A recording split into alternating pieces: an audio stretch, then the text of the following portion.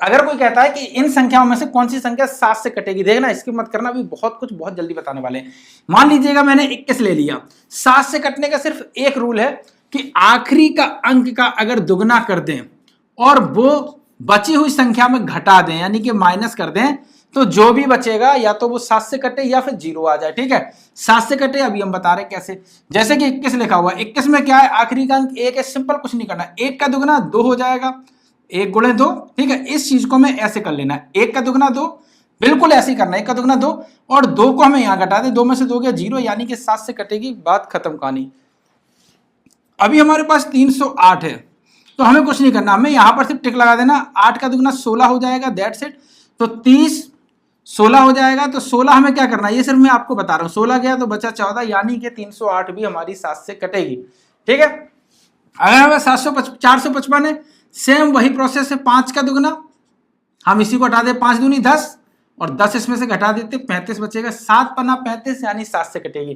पर सवाल ये उठता है, 7 के 7 चौक 28, 7 पन्ना 7 चौक 28, मान लीजिएगा 28 आया, ये हम कैसे पता करेंगे, क्योंकि ये तो बहुत छोटी नंबर है और यहीं से 7 का कॉन्सेप्ट आया। ऐसा नहीं है कि जो मैं ये बता रहा हूं यहां से किसी ने 7 का कॉन्सेप्ट सीखा, जो गणितज्ञ था उसका मेन उद्देश्य यहां से सीखना था, जब वो 7 की टेबल पढ़ रहा था। ठीक है, कभी एक्सप्लेन करेंगे अगर आप, वैसे तो गेट इजीली मैथ पर जाइएगा, एक एक वीडियो को मैंने एक्सप्लेन किया, गणितज्ञ बना दूंगा अगर उस चैनल को आपने सब्सक्राइब कर लिया, क्योंकि वो चीजें बता रहा हूं जो ना तो आपको किताबों में मिलेगी और ना ही कोई सर पढ़ाएगा, ना ही कोई आपको टीचर पढ़ाई भी होगा। देख लेना आप चाहे तो पूरे चैनल को। 8 का दुगना कितना होगा, 16, कितना होगा 16।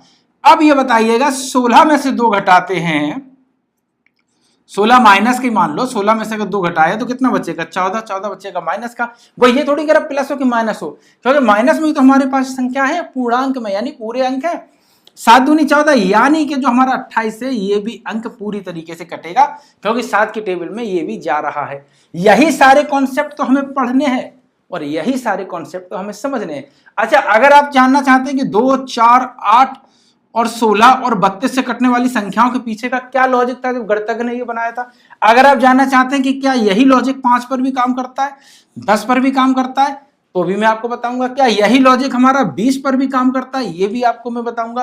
क्या यही लॉजिक हमारे पास 3 और 9 पर भी काम करता है, ये भी मैं एक्सप्लेन नहीं करूंगा, मैं वो चीज बताऊंगा जो ना तो आपको किताबों में मिलेगी और ना ही आपको कोई गणितज्ञ अभी बता पाएगा, क्योंकि जिसने बनाया उसके सारे कॉन्सेप्ट सब भूल गए, सब ट्रिक और ट्रिक पढ़ रहे हैं, इसीलिए तो कुछ नहीं आ रहा है। जब आप कहीं और जॉब करने जाओगे, अगर उसने पूछ लिया तो आप खुद ही कंफ्यूज हो जाओगे, क्योंकि आपने तो पढ़ी है ट्रिक, और ट्रिक क्या है, इसके लिए तो उसने इतनी मेहनत की ट्रिक बताने के लिए, लेकिन कॉन्सेप्ट कौन बताएगा, ये बताएंगे हमें बाप आदम के जमाने के। बहुत कुछ देने वाला हूं।